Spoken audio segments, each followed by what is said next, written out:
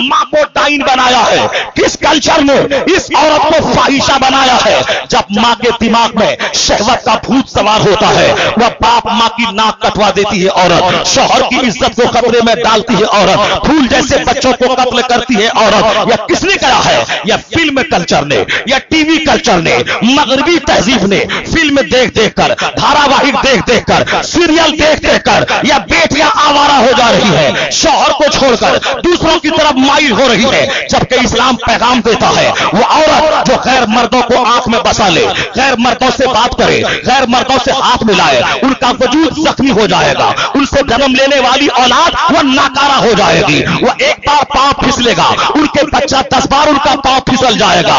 कमजोर माँ बाप की औलाद कमजोर पैदा होगी, अय्याश माँ बाप की औलाद अय्याश औलाद पैदा हो जाएगी। आने वाले दिनों में दुनिया आवारा लड़कों से भर जाएगी, क्योंकि माँ बाप कमजोर होते जाएंगे।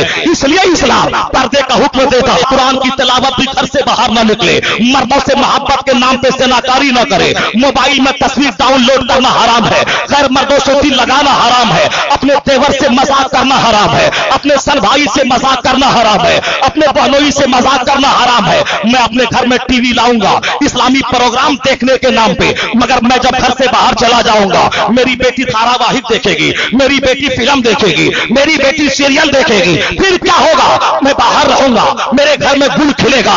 इसलिए इस्लाम उस आलए लहवो लहिब के खिलाफ फतवा देता है वो घर में न रहे।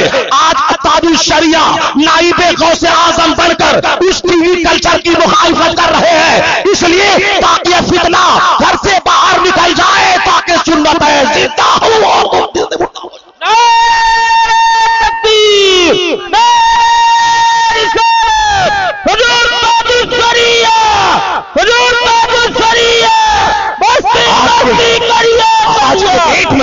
आज के डेट में आंखें जब उठती है पूरी दुनिया में एक ऐसा आलिम रब्बानी जिनके नाम पे 10-20 लाख का इज्तिमा हो जाए, जिनके नाम पे लाखों लोग जमा हो जाए, जो अपने वक्त का जबरदस्त खतीब भी हो, अपने वक्त का जबरदस्त मुसन्निफ भी हो, अपने वक्त का जबरदस्त मुदर्रिस भी हो, और अपने वक्त का वो शेख जिन पर सबसे ज्यादा आदमी का रुजू जिनकी तरफ हो, उस वक्त अगर मैं खोजता हूं नाइबे गौसे आजम कोई मिले बुखारी शरीफ जो पानी की तरह बहाए, वह कोई दूसरा नहीं ताजुल शरिया है, जो खिताब जोरदार करे वह कोई दूसरा नहीं ताजुल शरिया है, जो जबरदस्त किताबें लिखे वह कोई दूसरा नहीं ताजुल शरिया है। एक बिहारी से पूछता हूं किनसे मुरीद होना चाहता है, बोलता है ताजुल शरिया से। एक मराठी से पूछता हूं कहां मुरीद होने का इरादा है, बोलता है ताजुल शरिया से।